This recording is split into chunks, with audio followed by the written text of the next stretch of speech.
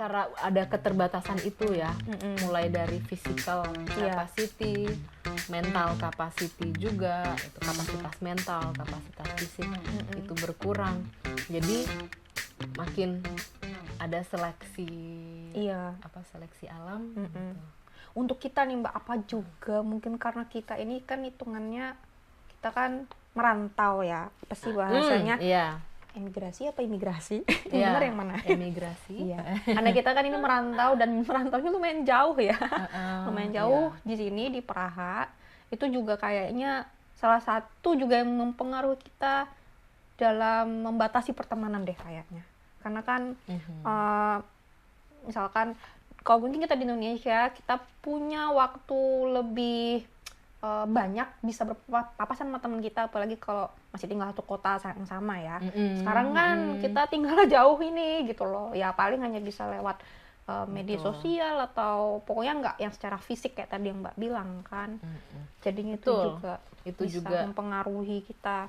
Dan ya lagi-lagi despite di samping adanya teknologi, tapi tetap kita harus ketemu komunitas dan punya pertemanan yang secara fisik ada di tempat itu.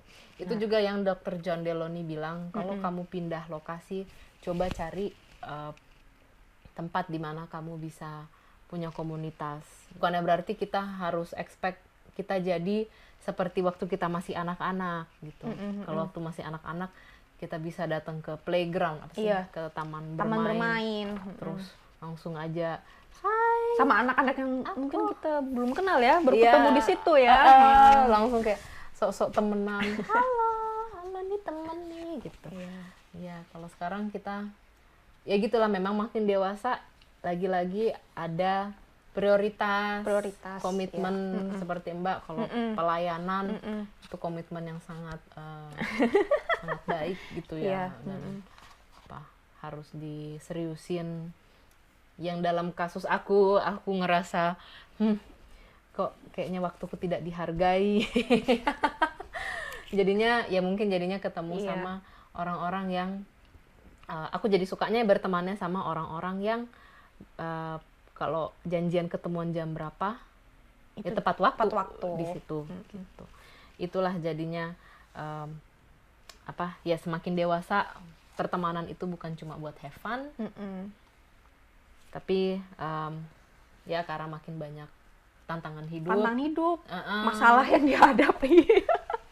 Dan Mbak yang kayak Mbak bilang, Mbak mencari teman untuk curhat juga kan jadinya sekarang. Dan untuk sekarang aja curhat ini berbeda dengan Mbak Maya. Kalau Mbak Maya kan katakanlah hanya Mas Juan yang suaminya.